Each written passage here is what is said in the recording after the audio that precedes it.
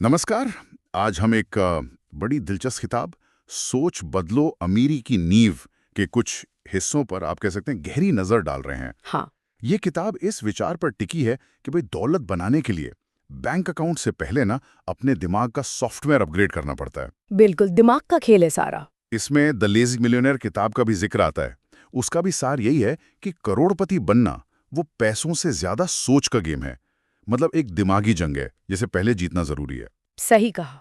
तो आज हम यही समझने की कोशिश करेंगे कि हमारी सोच असल में हमारे बटुए पर कैसे असर डालती है और किताब के हिसाब से इस सोच को बदलने के लिए क्या किया जा सकता है। चलिए खोलते हैं इसे जरा। किताब का जो पहला और शायद सबसे चौंकाने वाला दावा है वो ये कि अमीर और गरीब के बीच असली फासला पैसों का नहीं है। हाँ, बिल्कुल। और ये उस आम धारणा से एकदम अलग है जो हम सुनते आए हैं। हाँ, वही कि बस मेहनत करते जाओ, दिन रात लगे रहो, पैसा आ जाएगा। हाँ, किताब एक दूसरी ही तस्वीर दिखाती है। वो कहती है ऐसा सिस्टम बनाओ जो तुम्हारे लिए पैसा कमाए, तब भी जब तुम सो रहे हो। ये तो पूरा नजरिया ही बदल देता है। बिल्कुल। और ये सिर्फ अच्छा सोचो अच्छा होगा वाली बात नहीं है, जैसा आपने कहा। ये उससे कहीं ज्यादा गहरा है। अच्छा। किताब इसे कहती है दिमाग की रीप्रोग्रामिंग। मतलब पहले तो ये मानना कि हाँ, मैं अमीर बन सकती हूँ, मैं इसके लायक हूँ, ये एक्सेप्ट करना। हम्म। फिर पैसे को डर या कमी की नज़र से देखना बंद करना। अक्सर हमारे अंदर पता है गहरे में ये बैठा होता है कि पैसा तो हाथ का मैल है, या ज्यादा पैसा मतलब ज्यादा टेंशन। हाँ, ये सुना है बहुत। इन जड़ों को काटना जरूरी है और पैसे को देखने का नजरिया बदलना होगा।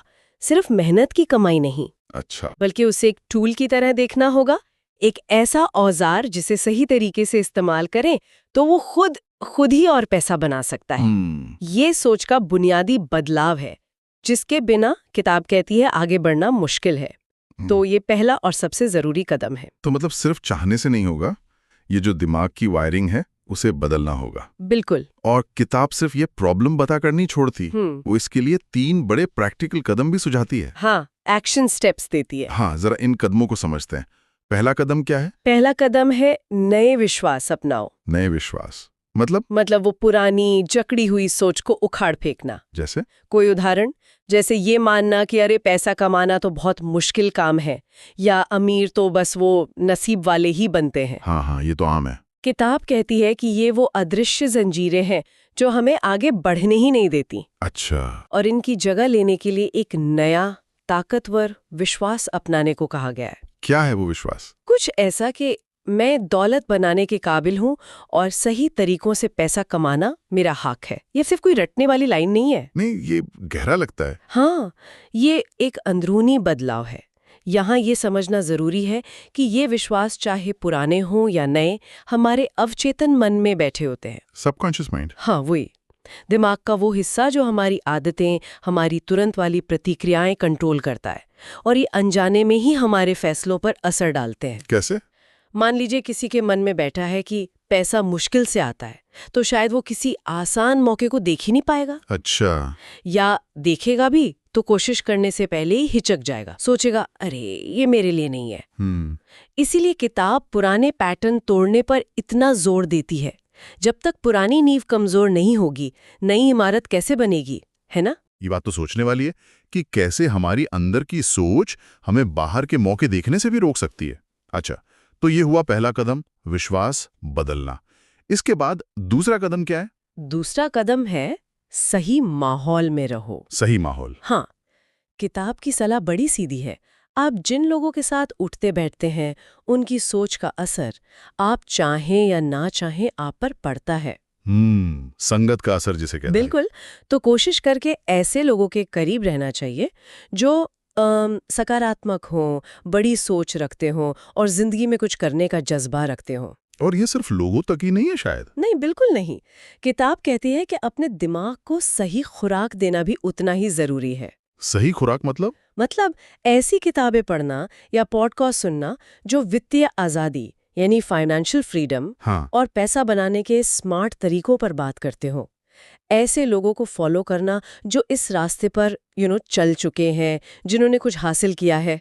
तो अपने चारों तरफ एक ऐसा माहौल बनाना। हाँ, एक इकोसिस्टम जो आपको ऊपर उठाए। नीचे न खींचे। माहौल का असर बहुत गहरा होता है, शायद जितना हम सोचते हैं उससे भी ज्यादा, हम सामाजिक प्राणी है ना, और अनजाने में ही अपने आसपास के लोगों के तौर तरीकों और नजरिए को अपना लेते हैं। सही बात है। अगर दोस्त या परिवार हमेशा पैसे की तंगी का रोना रोते हैं या अमीरी को शक की निगाह से देखते हैं, तो धीरे धीरे आपकी सोच भी वैसी ही ढलने लगती है। आप मानने लगते हैं कि शायद यही सच्चाई है। और इसके उलट। और वही अगर आप ऐसे माहौल में हैं जहां लोग नए आइडिया, निवेश, आगे बढ़ने की बातें करते हैं, तो आपके लिए भी वैसी सोच अपनाना ज्यादा आसान और नॉर्मल हो जाता है। आप सोचते हैं हाँ ये किया जा सकता है।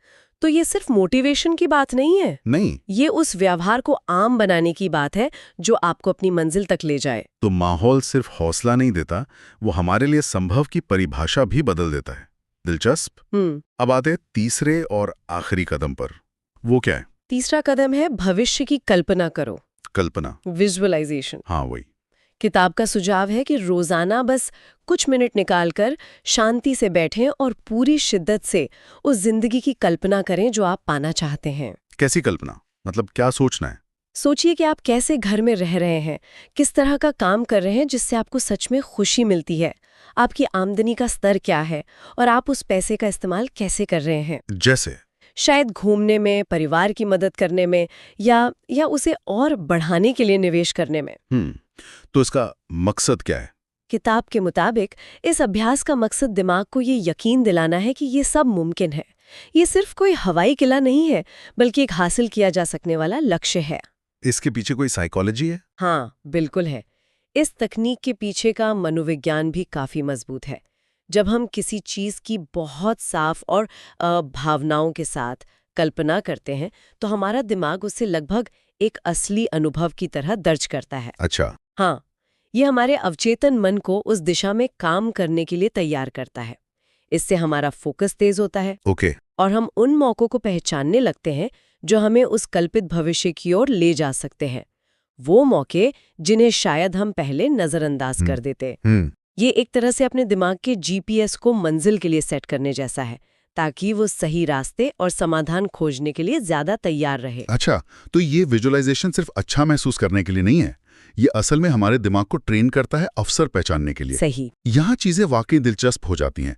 जब सोच इन 3 कदमों से बदलनी शुरू होती है, तो किताब कहती है इसका असर सिर्फ दिमाग तक नहीं रहता, नहीं, एक्शन में दिखता है। हाँ, हमारे कामों में, हमारे फैसलों में दिखने लगता है। किताब में इसके कुछ उदाहरण भी दिए गए हैं। हाँ। जैसे कोई व्यक्ति जो पहले सिर्फ पैसा बचाने पर जोर देता था, अब शायद निवेश के बारे में सीखने लगता है, छोटे कदम उठाने लगता है। सही। जो पहले हर नई चीज में सिर्फ नुकसान का डर देखता था, अब शायद उसमें छिपे अवसर को तलाशने की कोशिश करता है। हाँ, रिस्क लेने से थोड़ा कम डरता है, कैलकुलेटेड रिस्क। हाँ, वो पैसों को सिर्फ तिजोरी में बंद रखने के बजाय उसे काम पर लगाने के तरीके सोचने लगता है।